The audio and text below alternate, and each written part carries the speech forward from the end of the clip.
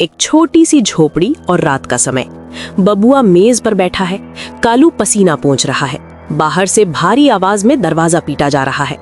सेठ गणपत, ओ बबुआ, दरवाजा खोल दे बेटा, वरना आज हम तेरी झोपड़ी को खंडर बना देंगे।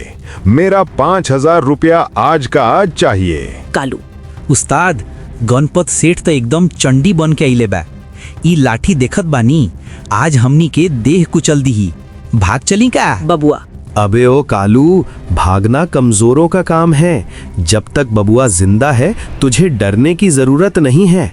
तू बस वो सफेद चादर निकाल और आटा मुंह पर मल ले। आज हम इस सेठ को भविष्य दिखाएंगे। बबुआ दरवाजा खोलता है।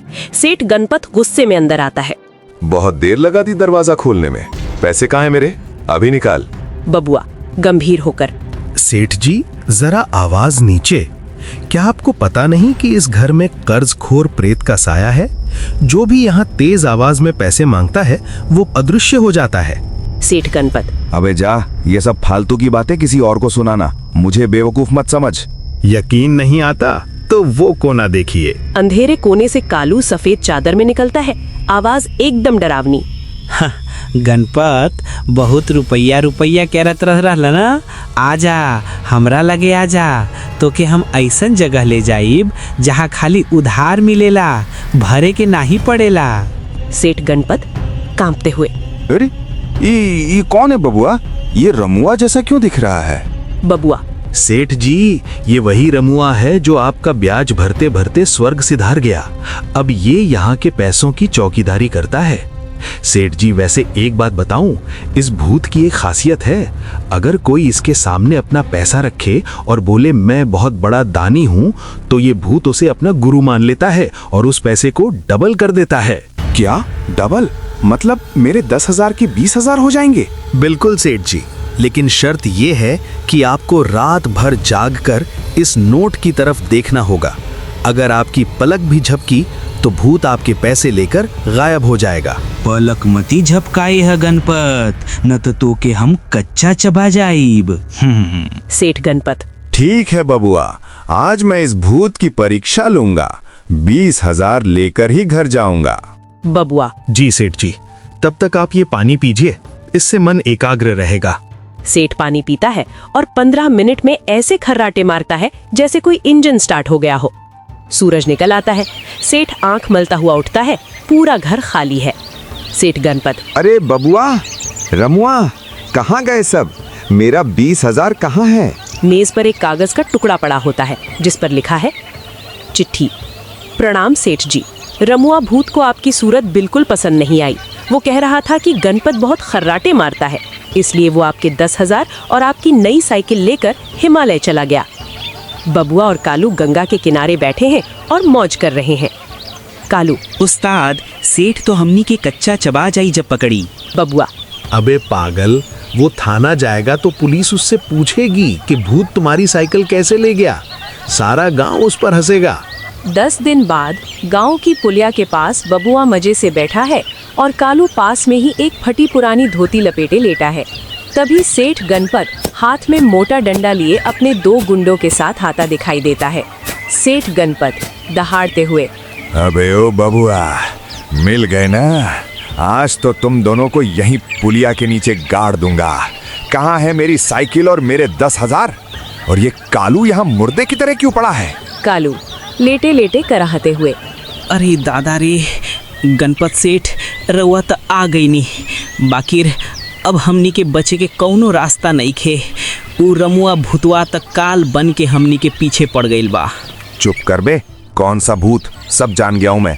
रात को मुझे पानी में नशा पिलाकर तुम लोग मेरी साइकिल मार ले गए। सीधे सीधे बोल, पैसे कहाँ हैं? बबुआ एकदम गंभीर होकर जैसे कोई भारी रहस्य बता रहा हो। सेठ जी, गाली हमें दे लो पर रमुआ को मत कोसो। कल रात जैसे ही आप सोए, वो भूत आपकी साइकिल लेकर हवा में गायब हो गया। कालू ने उसे रोकने की कोशिश की तो देखिए, उसने कालू के शरीर में तिजारी रोग फूंक दिया। कालू बिलापते हुए, उस्ताद, सही कहत बानी।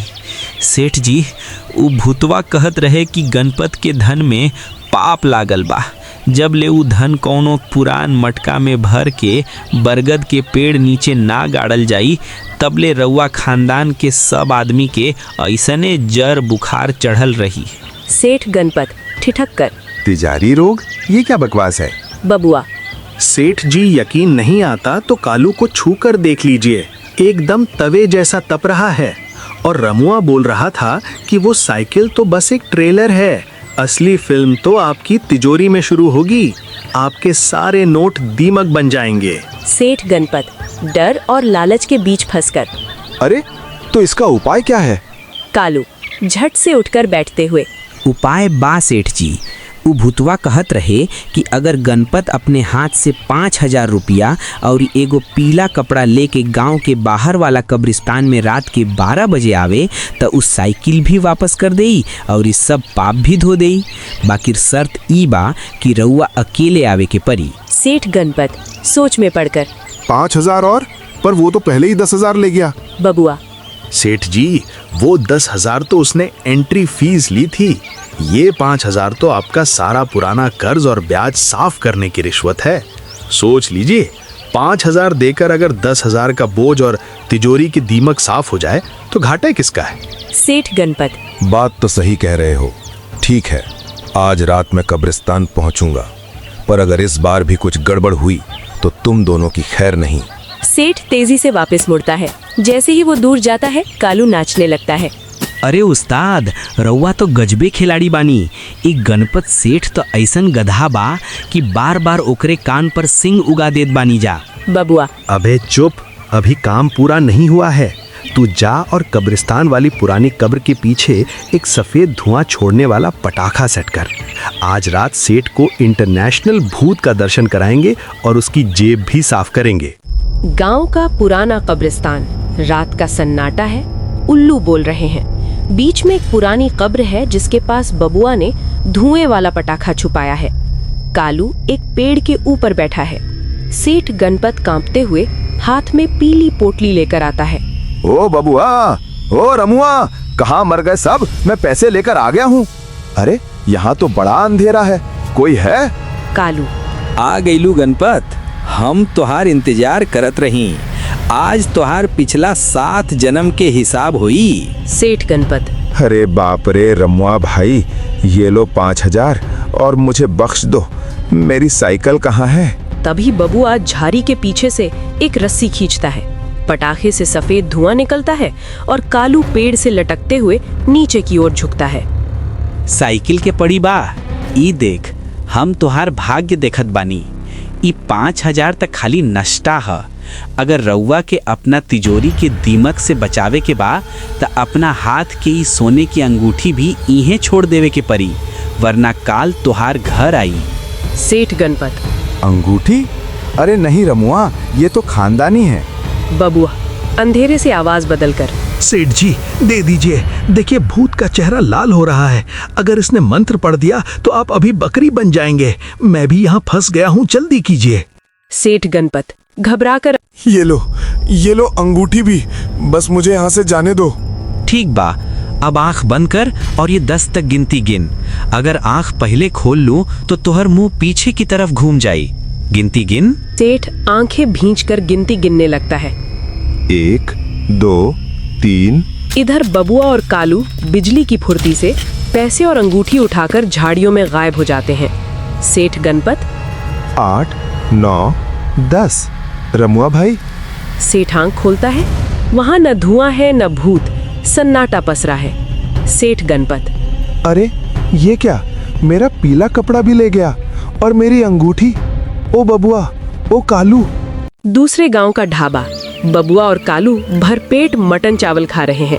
पास में वही पुरानी साइकिल खड़ी है जिसे उन्होंने पेंट करके नीला कर दिया है। कालू हंसते हंसते लोटपोट होते हुए। उस्ताद मान गईलनी तहरा के। गणपत सेठ तो अभी कब्रिस्तान में बकरी बने के डर से घर ले नहीं खन गई लोखियन।